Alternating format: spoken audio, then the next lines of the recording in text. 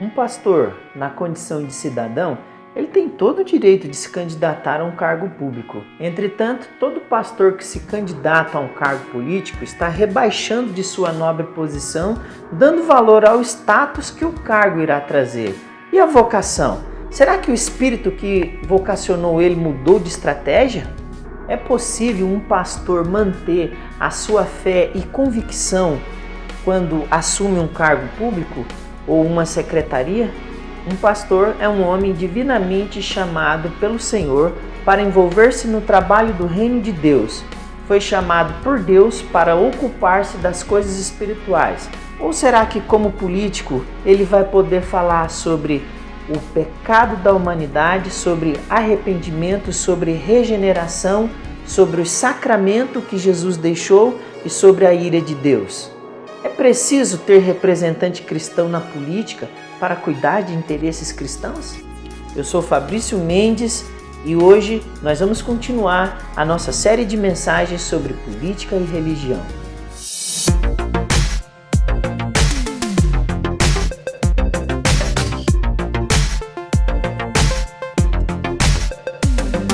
Olá, seja muito bem-vindo a mais um vídeo.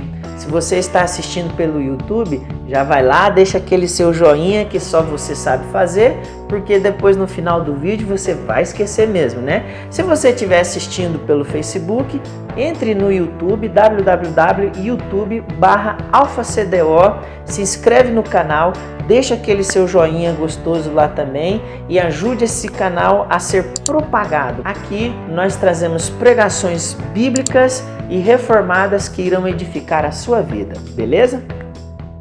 Segundo o IBGE, os crentes no Brasil já somam 120 milhões. E quando um candidato ele usa esse adjetivo pastor fulano, ou ele começa o discurso já dizendo a paz do Senhor, irmãos, ele na verdade ele está pensando nesses 120 milhões. Acredite, meu jovem, 120 milhões é um número que qualquer lobo se interessaria em virar pastor. Ao contrário de que muitos pensam, a profissão pastor hoje ela está muito em alta, sim senhor. Salários gordos, bons carros, ternos e sapatos, relógio tudo de grife, exceto para aqueles que seguem a admoestação do apóstolo Paulo para Timóteo. Aqueles pastores que não se corromperam, que não se bandearam para o evangeliquez, aqueles que ainda estão no verdadeiro evangelho, aqueles que varrem todos os tipos de pecado para fora de sua igreja e para a vida das suas ovelhas. A esses verdadeiros pastores só restaram apenas o prazer no Senhor, porque o dinheiro não vem. E é árdua a função. O sacerdócio é algo muito mais valioso do que qualquer tesouro nesse mundo. A leitura correta de nossos políticos em geral é que as vantagens pessoais ou partidárias reinam na política brasileira. Não há convicções, mas interesses de grupos em buscar o poder simplesmente pelo poder. E não é diferente quando, por exemplo, políticos se candidatam pela defesa do culto, pelo direito de fazer culto. Mas e a educação? E as estradas? Não há uma política pública para isso? Será que os crentes também não usam estrada, não usam o SUS? Será que realmente o debate tem que ser somente voltado àquilo que vem de encontro, àquilo que nós chamamos de fé? Enquanto a bancada evangélica lá no Congresso ela fica presa ao debate interminável da política partidária e egoísta, o que interessa mesmo é posto em segundo plano. A forma mais justa de um pastor ser candidato primeira coisa é ele tirar de seu nome o adjetivo pastor, que ele não merece carregar esse título de pastor quando ele se candidata a alguma coisa. Segundo, ele deve pedir desligamento da igreja em que ele estava e não usar a igreja como curral eleitoreiro ou como cabos eleitoral gospel. Algumas perguntas ainda ficaram muito vagas para mim quando eu fico pensando que um cara usa esse adjetivo de pastor para ser político, para ser candidato, para assumir uma cadeira, uma secretaria pública. Como será um político na condição de pastor? Cara, calcula comigo. Como pode haver conciliação? O cara vai conciliar o cargo público e a vida pastoral. Sendo político, como ele vai conseguir cuidar das pessoas? Sendo o ministério dele integral ou não? Como que ele vai fazer para não prejudicar o ministério dele? A política séria é fundamentada na ética, na justiça e no bom senso, e no compromisso inabalável e inalienável com o povo, e deve ser integral. O político deve se especializar naquilo que faz, buscar a excelência no exercício do mandato. Ele deve cuidar do povo que consagrou, que colocou como legislador para exercer o poder executivo. A política não é para amadores, mas para pessoas preparadas, qualificadas em leis, gestões públicas e ética em todos os níveis. Pastor e a política é uma relação de adultério, é uma relação entre dois senhores. Não sei você, mas meu coração, cara, fica muito abatido quando eu vejo uma manchete de corrupção e no título daquela manchete, bem em negrito, caixa alta, assim, Arial Black, dizendo: o pastor fulano de tal foi acusado de desviar verba da merenda.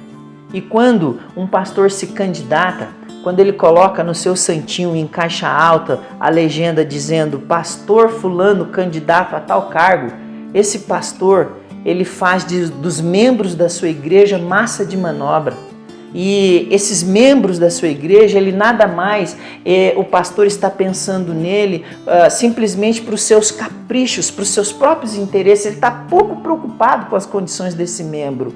É impressionante o número de obreiros que controlam ferrenhamente as comunidades eclesiásticas, mandam e desmandam, usam mecanismos suspeitos, fazem conchavos com as suas próprias igrejas para apoiar os seus sonhos megalomaníacos. A questão desse vídeo não é dizer que um cristão não pode se envolver com a política. Sim, um cristão pode se envolver com a política. A questão desse vídeo é fazer a gente refletir se realmente a gente deve votar num cara só porque ele carrega no título pastor fulano. E não dizer que o cristão não deve se envolver com política, porque os políticos cristãos são necessários, pois nós devemos ser sal da terra, luz do mundo, como nosso Senhor Jesus nos ensinou.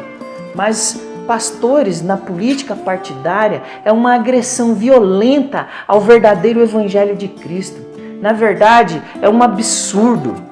Há tantas coisas excelentes para um pastor fazer em seu ministério que o tempo é pouco. E se realmente ele fosse pastor chamado por Deus, ele estaria preocupado nas ovelhas que estão sofrendo, que estão com depressão, que estão com males da alma, que olham para um lado e olham para o outro e não sabem para quem ligar. E aí de repente, o pastor que eu tinha na igreja agora virou político, não dá mais para confiar nele. Há tanta coisa, há tantos irmãos desistindo, desanimados, porque pastores políticos, eles começaram a terceirizar os seus ministérios. Mas lembra de Neemias?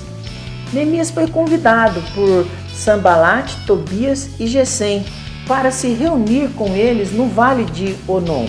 E Neemias respondeu para eles dizendo bem assim, ferrenhamente: eu estou numa grande obra, eu não perderei meu tempo, eu não vou descer daqui, eu não vou deixar de fazer as coisas do meu Senhor para se envolver nas coisas desse reino.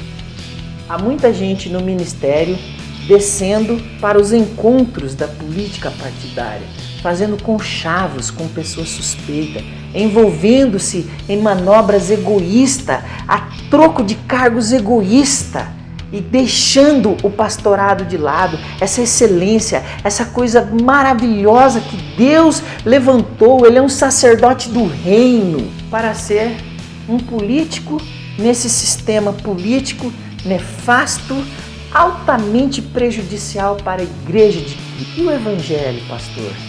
Como que você vai fazer? Eu convido aos pastores legítimos, aqueles que não se curvaram a política partidárias, aqueles que ainda zelam pela sã doutrina pregada pelo apóstolo Paulo. Aqueles que, ao leem o que Paulo fala para Timóteo no capítulo 1, no capítulo 2, no capítulo 3, 4 de 1 Timóteo, ainda arde o coração, ainda sente um desejo tremendo lá dentro que chora pelas almas. Meu convite a você é: tenha coragem, intrepidez, ousadia, denuncie os pecados do político, a irresponsabilidade, a corrupção, a imoralidade e os interesses meramente pessoais utilizados por esses egoístas, por esses lobos disfarçados de pastores. A igreja não precisa de político-pastores e nem de pastores políticos, mas de pastores comprometidos com o caráter do Senhor Jesus, com uma missão que Ele deixou.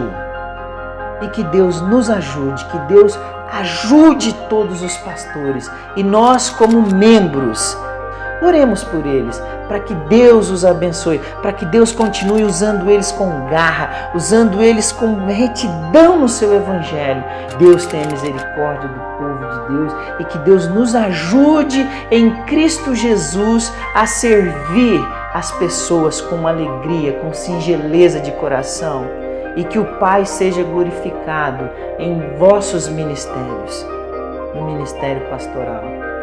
Irmãos, oremos pelos nossos pastores. Que Deus tenha misericórdia dos pastores que ainda estão na retidão do Evangelho. Deus abençoe você, fique com Deus e até a próxima.